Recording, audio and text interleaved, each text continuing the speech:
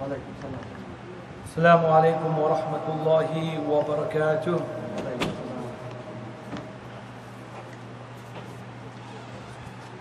Today's talk is testing for gossip, backbiting. It is a common practice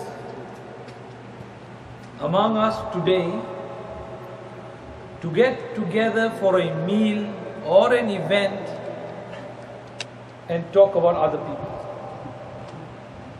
Happens in the masjid, happens at homes, happens at functions, happens everywhere.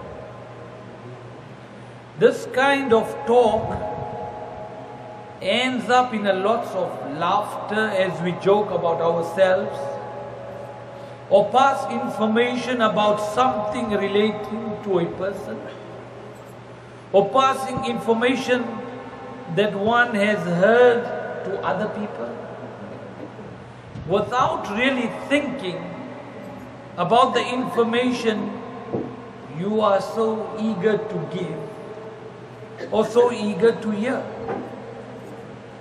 I want to share this short story but powerful one with you tonight so we can reflect on a too common practice we have and the so-called fun we indulge in so often. In ancient Greece, Socrates was reputed to hold knowledge in high esteem. One day an acquaintance met the great philosopher and said, "Do you know what I just heard about your friend?" "Hold on a minute," Socrates replied.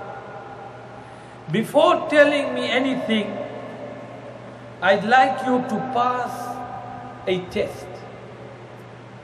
It's called the triple filter test."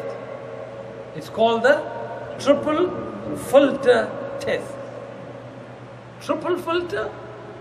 That's right, Socrates continued.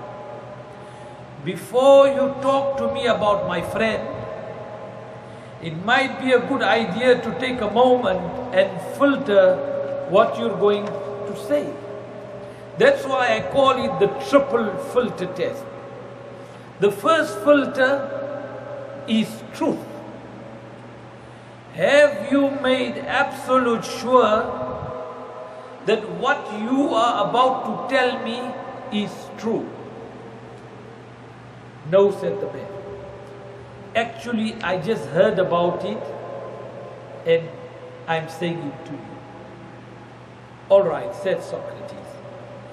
"So you don't really know if it's true or not. Now let's try the second filter, the filter of goodness. Is what you are about to tell me about my friend, is it something good?" "No, on the contrary." So Socrates continued, "You want to tell me something bad about him, but you're not certain whether it is true? You may still pass the test though, because there's one filter left, the filter of usefulness. The first one is truth, the second one is goodness, and the third one is usefulness. Is what you want to tell me about my friend going to be useful to me?" "No, not really." "Well," concluded Socrates, "if what you want to tell me is neither true, nor good, nor even useful, then why tell it to me at all?" Got it? If it is not truthful, it's not good, it's not useful to me, why do you want to tell it to me? Now let's examine this story on the basis of what Islam has ordained regarding this. Allah clearly warns against this practice in the Holy Quran. Allah states, "O believers, avoid excessive indulgence in suspicion. For in some cases, suspicion is a sin. You doubt somebody when it might not be truth, it might not be good, it might not be useful. You doubt it because somebody heard. And you know today, one story, 10 different mouths, 10 different stories. When it goes to 100, it's even worse. From the true story, it becomes actually the negative story. So Allah says, oh believe, يا أيها الذين آمنوا اجتنبوا كثيرا من الظن إن بعد الظن إثم ولا تجسسوا ولا يغتب بعضكم بعضا أيحب أحدكم أن يأكل لحم أخيه ميتا فكرهتموه واتقوا الله. O believers, avoid excessive indulgence in suspicion, for in some cases suspicion is a sin. Let none spy on one another. Today we have too many spies. Spies in the masjid. People working for FBI spying on their Muslim brothers and sisters. And what does the Quran say? Let none spy on one another. Let none spy on one another, and let none indulge in backbiting among them. Would anybody like to eat the flesh of his dead brother? أَن يَأْكُلَ لَحْمَ أَخِيهِ مَيْتًا فَكَرِهْتُمُ. When you talk bad, when you backbite about your brother, it is as though you are eating the flesh of your real brother, the dead flesh. Sahabis were fasting. They came to Rasulullah sallallahu alaihi wasallam. Rasulullah sallallahu alaihi wasallam asked them, "Are you fasting?" They said, "Wallahi, we fasting." He said, "No, you're not fasting, because I see chunks of meat in your mouth." Rasulullah had ilm ghaib, knowledge of the unseen. He said, "I see chunks of meat in your mouth." Say, "Wallahi, ya Rasulullah, we have not put anything in our mouth." Rasulullah sallallahu alaihi wasallam said, "Did you backbite? Were you all backbiting about your brother?" He said, "Yes." He said, "I see the dead meat. I see the meat in your mouth. So what fasting are you?" That's why when we're fasting, we have to fast with the whole body, the person, the total personality, your ears, your eyes, your mouth, everything you have to fast with. Then you complete a fast. If you still backbite about others, you lie, you cheat, you do all the wrong things, and then you're only hungry, Allah says, "I am not in need of your hunger, not in need of it." So Allah warns, would anybody like to eat the flesh of his dead brother? Allah is asking the question. Would you like to? So then don't backbite. If you go from here with one thing today, that I'll stop backbiting. That is my motto. That is my goal for this year. Believe me, you will change your whole life. Because that is eating away your amal, your good, everything you're doing is going away from you. No matter how much hours you stay here, no matter how much Quran you read, no matter what you do, when you start backbiting, all your good is being burned like fire burns wood. It becomes ashes, you can't get it back. You're a loser. So why are you working so hard? And then you're throwing it away in 5 minutes. So 5 minutes, you backbited, you threw all your good away that you work for 2-3 hours. Don't do that. Take away something.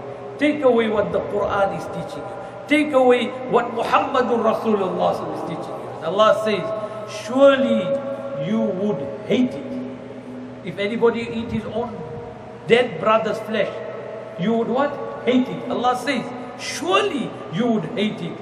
And be mindful of Allah. Surely Allah is of indulgent and merciful. Rasulullah sallallahu alaihi wasallam has explained these verses to us and advised us against this behavior in the following words when he said, "Do not make people object of jokes or scorn or sarcasm or mockery, as this is nothing but pride, arrogance and contempt of others." Listen carefully to these words. How often we get together for a fun time, sharing jokes about others and having a good time. We get happy talking bad about others. The next time this happens, consider for a moment these words of warning. Rasulullah sallallahu alaihi wasallam further explains about backbiting. He says, backbiting is saying something about your brother which you dislike. If you say of him what is true, it is backbiting. If it is not true, then you have slandered him. Think for a moment on these words. We so readily fall into this trap, and it is so difficult to separate how you feel and what you want to say from a very bad habit that forms so easily and is so difficult to break. This is the month of mercy. This is the month of forgiveness. What better time do we have than this great month than to change this habit of ours? If you are sincere, Allah will help you, because Allah is ready with His mercy. Allah wants to help you. Allah wants to forgive you. Allah wants to grant you your hajah. If you approach Ya Allah, please save me, Allah will save you, because Allah is looking at your heart. My servant in this blessed month is approaching me, is asking for my help. I will help you. That is Allah's promise. Allah will help you. It becomes easy when Allah's help is with you. If Allah's help is with you, you will succeed. If you are sincere, Allah will help you. Only if effort comes from you, you need to make the effort that are going to change. And remember, Allah will test you. He will put situations and see, what are you going to do? Have you truly changed, or was it just lip service? There is also a blessing for us and a great reward. Rasulullah sallallahu alaihi wasallam justifies good conduct in these powerful words when he said, if anyone defends his brother who is slandered in his absence, hear this hadith. If anyone defends his brother who is slandered in his absence, it would be his due from Allah to set him free from the fire of Jahannam. If somebody is talking bad about somebody and you stop him, listen, that's not good. Don't stop it. Remember that what Rasulullah sallallahu has advised. And if you do that, then it is your due from Allah that He will protect you from and free you from the fire of Jahannam. Look how much Allah rewards you when you protecting the izzah of your brother or your sister, inshallah. May the Almighty Allah give us the hidayah. May Allah give us the sincere hidayah to change and to stop this bad habit in our community. And remember, it just takes a few. You start it, you'll help your wife, you'll help your children. It goes next, your cousins.